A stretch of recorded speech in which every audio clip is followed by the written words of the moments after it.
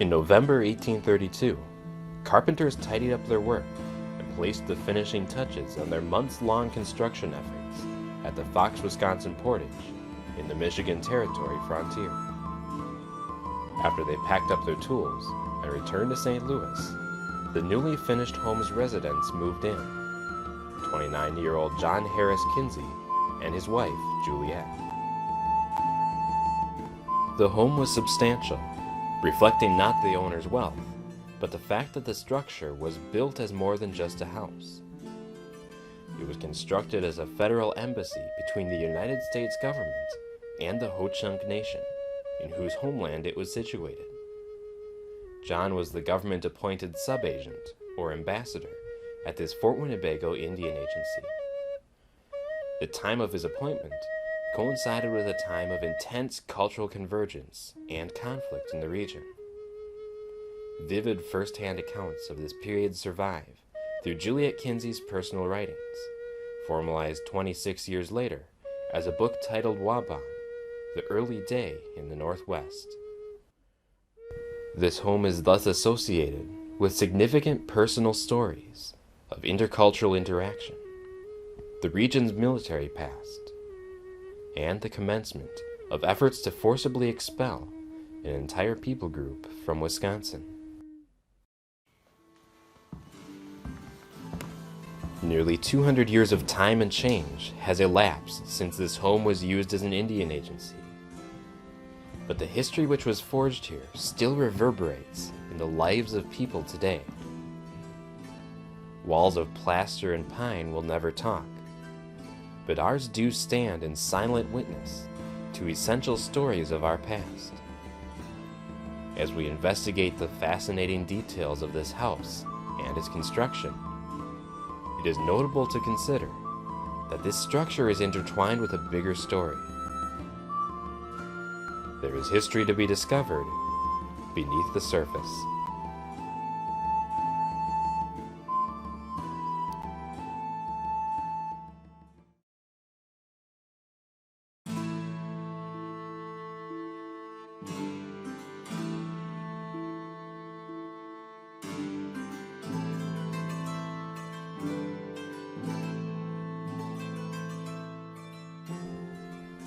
Every structure offers an opportunity to see the fingerprint of its builders.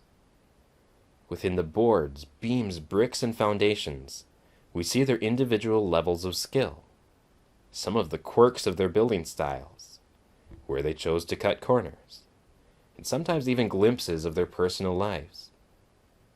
Their individual names are lost to history.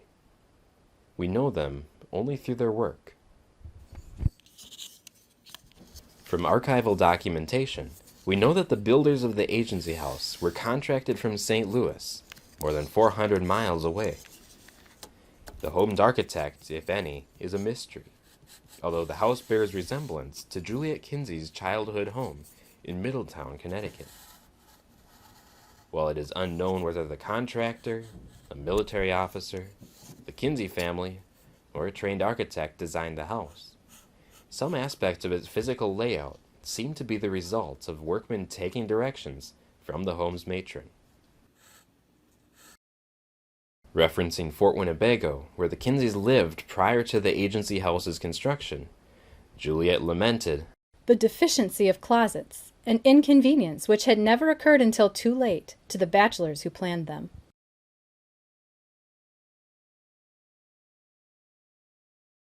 It is not surprising that the home built for the Kinseys exhibits 3 substantial closets within its floor plan.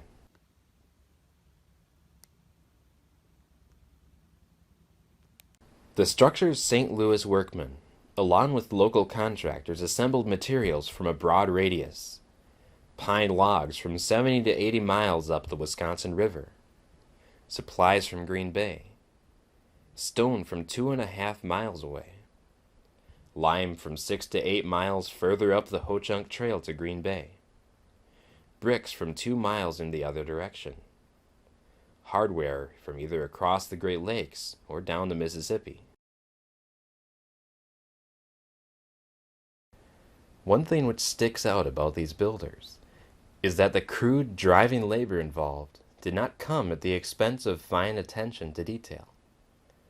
From the same crew apparently came both skill sets. Within the agency house, there are nearly a mile of hand-planed floorboards, hundreds of feet of decorative moldings, thousands of feet of hand-sawn studs and joists, and dozens of hand-hewn timbers. This staggering amount of material preparation was not just monotonous work. It was a grueling, physically punishing slog to turn trees into something buildable. These workmen were beasts of rough physical labor, but the other side of their coin was the refined nature, architectural finesse, and attention to detail seen in the final product. Within their work, we also see the builders' choices to cut corners. Where it mattered, the timber framers exhibited exactness.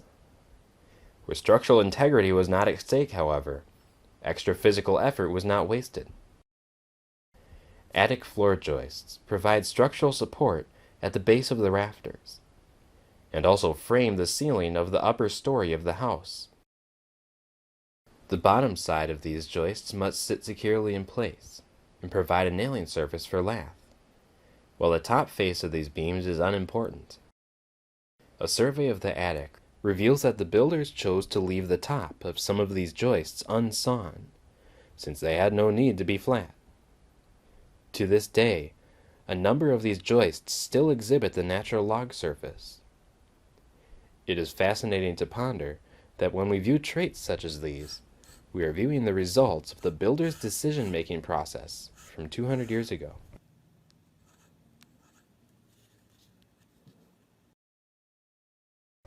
Every old building has its unusual quirks, which show the human side of its builders. Moving down from the attic to the basement, we see unusual characteristics within the stonemasonry. Partway up 2 stone walls of the kitchen cellar, we see that substantial wooden boards were fitted into the stonework, just below the top courses of the foundation. The reason for this unorthodox construction and material choice is unknown.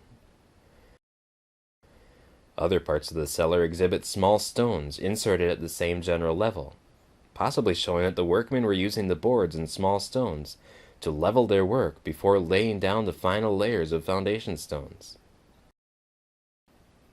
These types of quirks have the hallmarks of a deliberate construction decision, yet sometimes it is difficult to say with certainty the intention of the builders. The foundation also hints at the known regional background of the construction crew.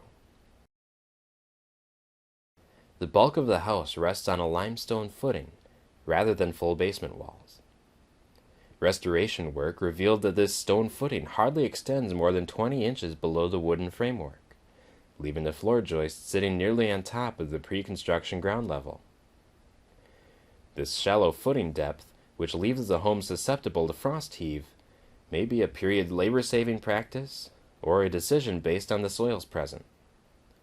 It could also reflect the fact that in St. Louis, where these workmen normally plied their trade, this type of footing would have safely penetrated the frost line. In Wisconsin, however, the frost line is nearly twice that depth. Above the foundation, we are also able to witness the builder's horse sense in design traits which are invisible to the eye, but practically functional. The kitchen was a part of a home which rarely witnessed a lull in daily work and use. Barrels of flour, wash basins, crocks, firewood, and other weighty materials constantly shifted about the room. It seems as if the builders chose to compensate for this heavy use by cross-laminating 2 layers of flooring here. This apparently original feature of the kitchen's construction is only visible from the cellar stairway. It appears to be a way of distributing loads evenly via the added strength of a double thickness and layers of wood grain laid at 90 degrees from each other. The agency house has even enclosed some time capsules of the builders' personal lives. Working long hours in the shortening months of the year must have meant some carpentry by lantern light. Fragments of what appears to be potential broken lantern glass were found sealed into the front crawl space of the house during recent parlor joist support work. Not far from these, another time capsule of the builder's work was evident. The remains of what appears to be an 1832 lunch of beef were found beneath the floorboards of the structure. These discs of cut bone were also found throughout the builder's trench during the restoration work in 2012, indicating that these remains probably relate to the builder's culinary waste. The oils of the builder's fingerprints may have faded with time, but the personal marks of the builder's mental and physical investments in this house still show strong.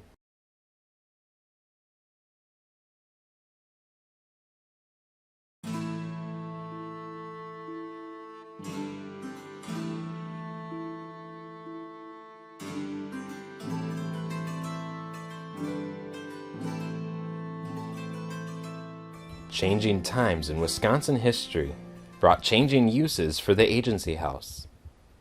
It served for a time as a traveler's tavern, a trading post, a rental home, and finally a farmhouse. With changes in use came some corresponding physical changes to the building. New coats of paint, methods for heating and cooking, and room use revisions brought alterations to the home's interior and exterior as the decades unfolded. In the 1980s, archaeological work adjacent to the home's south porch revealed an addition on the home's exterior. Researchers with the Archaeological Rescue Program struck upon a massive subterranean cistern built with bricks dating to around 1840 and onward. This cistern was apparently fed by the copper gutters on the south side of the home, which can be seen in late 1800s photographs of the structure. A more striking visual change came with an apparent desire to create a woodshed from the home's kitchen porch.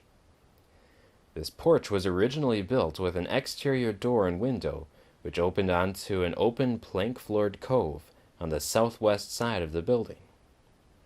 Photographs of the home around 1900 show a vertical board and batten wall with a tiny window and a makeshift door enclosing this cove, perhaps as a built-in coal or wood shed to keep cold from entering the building when fuel was hauled in from the interior door. Fashions never remain the same for very long. Layers of paint reveal some of the colors which the agency house has sported over time.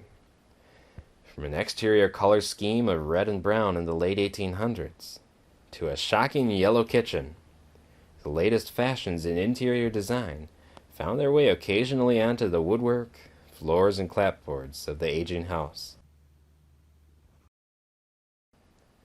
As generations of new owners made this home their own, changes accumulated. However, the building structurally remained substantially the same. During this period of time, there was another factor at work. Juliet Kinsey's memoir, since its publication in 1856, had become a classic account of Wisconsin history. As more people became aware of Kinsey's stories and the house's aging plight, the question arose, what if the clock were turned back? What if this structure could be saved and restored to its original appearance, as a reminder of important history? In late 1920s Wisconsin, this was a relatively untested question, with precious few examples of homes which had been restored to the early days as house museums. Interest in the idea mounted, and in 1930, a genealogy group known as the National Society of the Colonial Dames of America in the state of Wisconsin spearheaded a new undertaking to save this home for subsequent generations. The monumental tasks of preservation and restoration began.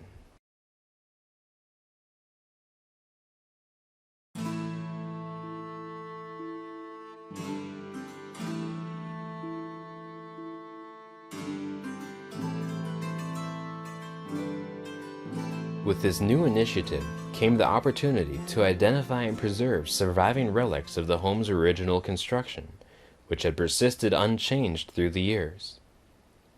Knowing that subsequent generations of stewards for the museum would not recognize the importance of these features unless they were recorded, a loose-leaf folder was developed following the 1930s restoration, which became known as the Blue Book, containing the restoring architect and carpenter's valuable insights. Some of these features are fascinating time capsules. As the workmen surveyed the crumbling historic interior of the abandoned structure, bits and pieces of 100-year-old hardware were found still affixed in place. The massive original front door boasted a large carpenter's rim lock and catch. Its style told its age, and it was preserved in place, still in working order. An identical catch was found clinging to the kitchen's exterior door frame, although the lock itself, along with the door, had been lost in favor of a crude board door made to fit the old opening.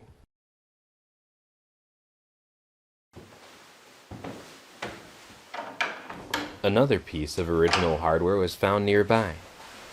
The door at the base of the steep servants' stairway leading up from the kitchen was found to still hold a hand-forged thumb latch mechanism. Beneath this stairway was found another door, leading to an even steeper stairway to the cellar below. This one held only fragments of hardware, but the faint outlines of an identical mechanism, as well as a rim lock above, told of its historic presence. The piece of this latch plate which remained in place was preserved, too unique to dislodge from where it had been for a century. The surviving relic, which is perhaps most personal to Juliet's story, is an enclosed china cupboard in the dining room. When the home was restored, the architects deemed this unique period feature to be original. While the upper doors had been removed at some point in the home's history, the lower doors and the intriguing wood and plaster work of the cupboard's spacious interior remain. The upper doors were reconstructed based on the lower surviving doors, and glass covers were manufactured to enclose the cupboard for the historic artifacts which would be placed within. This is an example of a part of the house which does not conform to standard Eastern furnishing practices of the time, but is seen at fort settlements throughout the region, including Fort Howard at Green Bay, Fort Snelling in Minnesota, and here in Portage at this house. A Portage Daily Register news article at the time of the restoration states that the old cupboard is being rebuilt, and the interior will not be altered. In this cupboard we see a time capsule of the home's construction. For all of these components, pains were taken to preserve the original visible elements.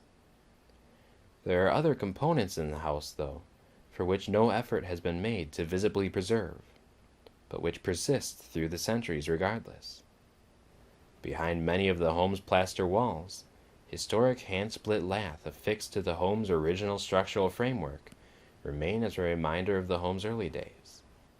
It was merely cleared of plaster residue and then replastered during the home's restoration. Down below in the kitchen cellar, layer upon layer of whitewash still clings to the walls and woodwork, a reminder of the time throughout the home's existence, but extending back to the 1830s, when whitewash served to supplement candle and lamplight in these naturally dark areas. These and other unique features have now survived through 191 years of history. Some details, on the other hand, were lost, leaving only tantalizing clues to complete the historic picture.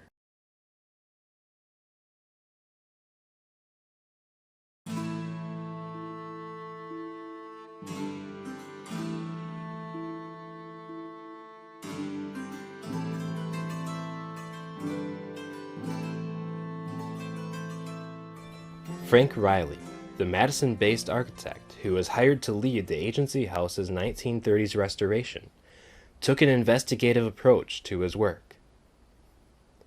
One object of his immediate attention was the fireplaces within the house. The problem was, there were none, at least none that immediately caught the eye. True, the plaster walls of the house were boxed out to show where they had been, but only stovepipes now remained. Riley set about removing the plaster. His efforts were quickly rewarded. The remains of back-to-back fireplaces were uncovered, featuring the unique salmon-colored bricks, which are a locally crafted hallmark of the agency house's construction. In the kitchen, his efforts were less fruitful, although the outline of the original hearth was able to be ascertained. Brick could be purchased to repair and rebuild, but nothing could match the color and texture of the clays used to produce the agency house's 1830s bricks. A solution to this lack of appropriate material was quickly uncovered. John Kinsey had written in a report on the home's construction that, "I have more brick than it is necessary for the chimneys. The residue is used in filling in to make the house warmer and more substantial, which is necessary in so exposed and windy a place as this." Sure enough, when Riley's men began peeling off the home's exterior siding, they found volumes of original bricks inside the walls, where they had been filled in as insulation 100 years prior. The main fireplaces were simple enough to repair, but there was much less to go on for rebuilding the kitchen's fireplace. In reconstructing this detail, Riley drew from his background as a colonial revival architect and interpreted the space with a broad fireplace with an oven in the side. Because the original hardware was missing, the restorers acquired a trammel crane for suspending pots over the fire from an old settler's cabin in the region, and eventually sourced an 1820s oven door from a home being demolished in the east. Another feature which caught the architect's attention was the stately portico over the front door. The portico was distinctly original, but was supported by two thin, square posts which did not seem to match the home's architecture. Upon a closer look, just above these posts, substantial pillar capitals remained in place. The paint line which bordered the square posts was clear, but there was another, fainter paint line to be noted. A larger, circular paint line was seen, indicating the presence of round columns, just like those seen at Fort Winnebago and Fort Howard. As these posts were thus replaced with columns, another porch matter stood forth. Part of a story in Juliet Kinsey's memoir mentions in passing the existence of another portico over the dining room door. On a fine spring morning, as we were seated at breakfast, a party of Indians entered the parlor and came to the door of the room where we were. Two of them passed through and went out upon a small portico. The third remained standing in the doorway at which he had first appeared.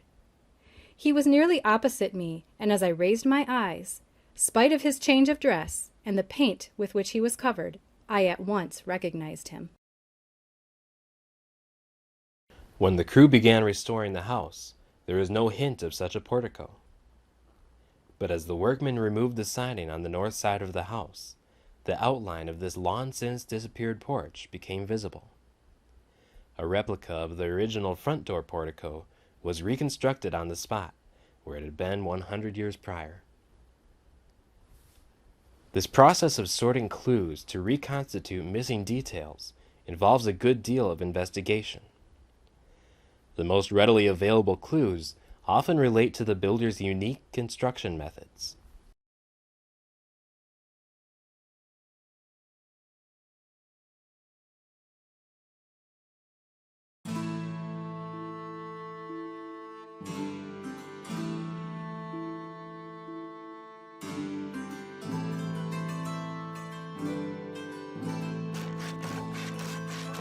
The 1832 Builder's Toolkit left distinctive marks on nearly everything they constructed. Saw marks, axe marks, chisel marks, and drill marks leave a record scribed within the results of their labor.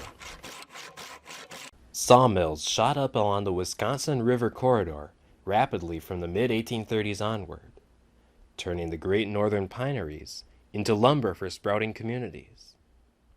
These mills had distinctive marks of their own. The agency house stands unique in that its construction predated this mill boom.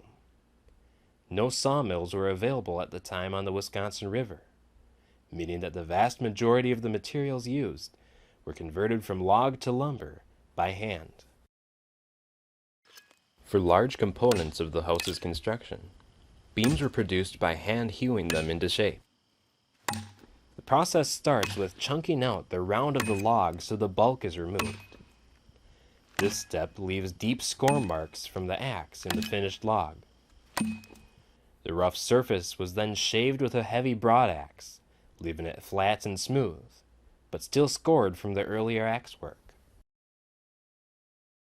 While hewing scores are a definite sign of an early building element, an even more distinctive method produced the majority of the home's lumber, from floor joists to studs to rafters. Pit sawing is accomplished by two people operating a two-man saw vertically. One stood atop the log, while the other stood in a pit. Stroke by stroke, they sawed each board or joist by hand, an incredibly laborious undertaking. The results are boards with iconic saw marks.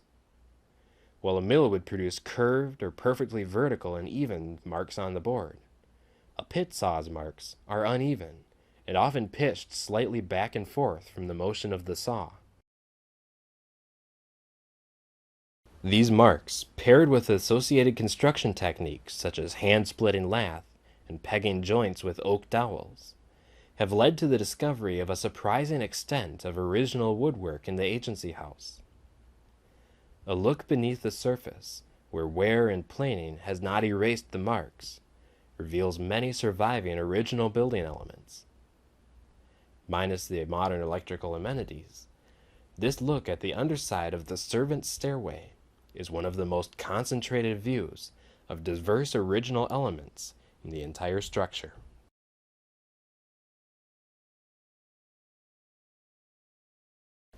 A mystery which has only recently been solved is the question of whether the relatively uniform ton and groove flooring in the house is original.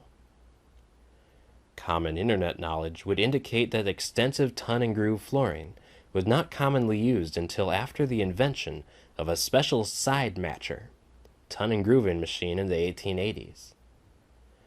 A recent view beneath the floorboards of the house has overturned this idea in the agency house's case. From above, the varying widths and thicknesses of the floorboards hint at a handmade past. The bottom surface of the planks, while looking smooth, is dished with the marks of hand planes.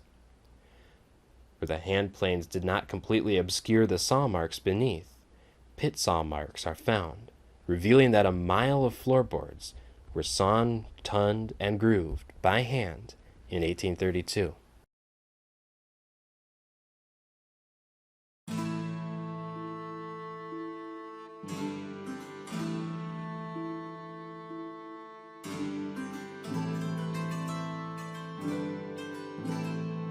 Interior finishes on historic buildings follow the basic principle underpinning the sciences of both archaeology and cake making. The bottom layer got there first.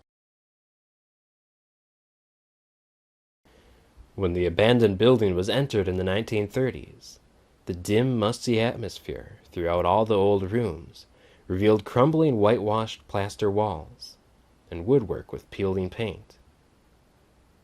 One room, however, was immediately set apart from the rest.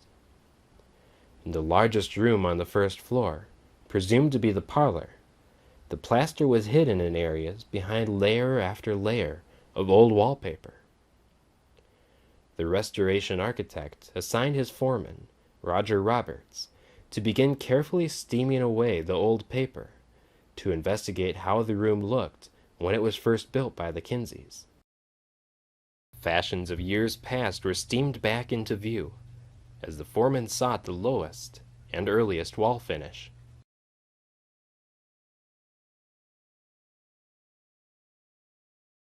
Over a half-dozen layers of paper were discarded before one final layer was uncovered atop the plaster. While logic would have indicated that wallpaper would be a difficult-to-get extravagance at the time of the room's first finishing, there was no whitewash beneath this oldest paper. Intrigued, Roger found that the scraps of this paper crudely overlapped part of the trim in the room. He lifted the paper off and found that there was no paint on the wood beneath. John Kinsey had indicated in his building estimate that the interior trim of the home was painted with 2 coats in 1832. This paper must have been pasted on the walls before the painting took place. This pattern of lowest paper was thus pronounced to be original, and an art student at the Leighton School of Art carefully copied the pattern to recreate the wallpaper using the block printing techniques of the original. But is lowest always oldest? The agency house's floors now sport muted gray paint, but these colors are merely the result of a decision to paint out the floors from focus because of an unsolved mystery. When questions arose in the 1960s about what colors the floors were originally painted, the bottom layer of paint was a heavy gray-brown. But was this the original color? This bottom layer of paint seems to match the era during which the home's trim had been painted a deep Victorian brown. On the trim there was an older ivory-colored paint, which was deemed original, but on the floor no further layers were evident. Did this mean that the brown paint was original? Or is it possible that the floor had never been painted before the Victorian-era remodeling?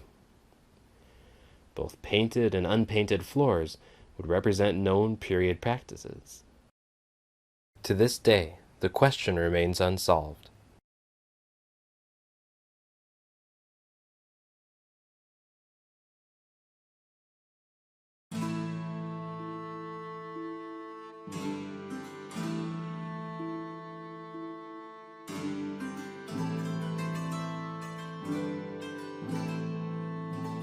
Digging into the inner workings of a historic structure has a knack for revealing the unexpected, from fascinating oddities to downright puzzlers.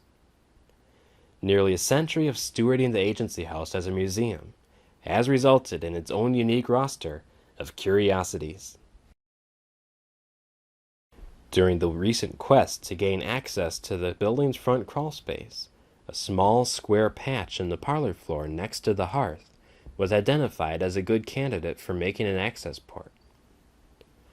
When the last stubborn nail was removed, the staff member and volunteer found that the patch was comprised of boards from a later period in time than the agency house. While this could be expected, they were surprised to find that these boards were strangely wedged up to their proper level against the hearth by sand, sitting atop the big wooden hearth beam. Closer investigation revealed specks of charcoal, followed by the discovery that the sand was filling a substantial void in the hearth beam, which had been burned out. The patch was not there because of age, but because the home had survived a floor fire in the past. When and how this fire began remains a mystery. An oddity of the home's construction worthy of a double take is the closed set of shutters seen on the south side of the agency house. When the home's restorers entered the second-floor bedroom behind these shutters, they must have been shocked to find no window at all, just bare plaster. Opening the shutters on the outside was also of no help. For lack of any other explanation, this false window appears to have been installed on the outside of the house just to complete the home's architectural harmony. Lower down, a room on the first floor entraps the curiosity. The outline of a large trapdoor remains in the side room just south of the dining room. From beneath, substantial framing surrounds the opening. The date and use of this opening remains a mystery. The wooden framing offers no clues. The lumber is too smooth to identify the saw marks. the question goes deeper when considering whether the basement room into which it leads is even original to the construction. In John Kinsey's report on the building of the house, he only mentions a stone cellar beneath the kitchen, which is accessed through a full stairway. This second basement room escapes notice in written documentation. Within the back limestone wall of the kitchen basement is a short, framed doorway.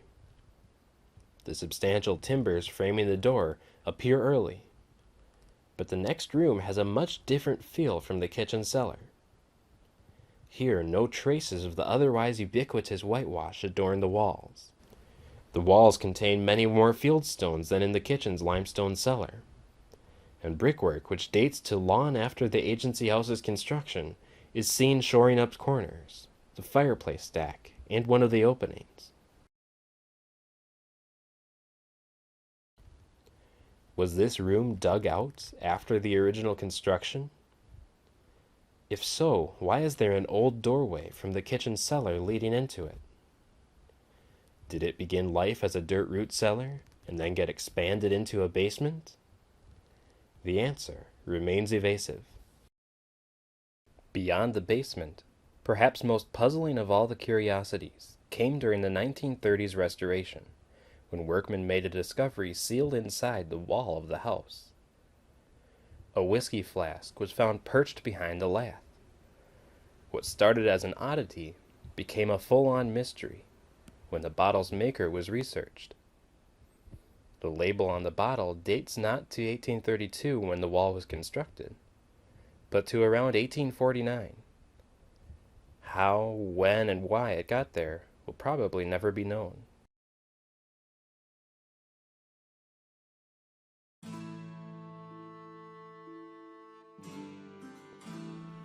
The house has survived through nearly 2 centuries of time. The record within its walls is a chronicle of its long history. It introduces us to its builders through the hallmarks of their work. It bears the scars of change over time. It contains incredible time capsules of originality, unchanged through the years. It holds clues for reconstructing lost details. Its axe and saw marks tell of a pre-mechanized era of building construction. Its walls once held a timeline of interior design, and its oddities offer more than enough questions to ponder. Beyond all these, it survives as a testimony to the history which happened within. History extends well beneath the surface in this mysterious old house.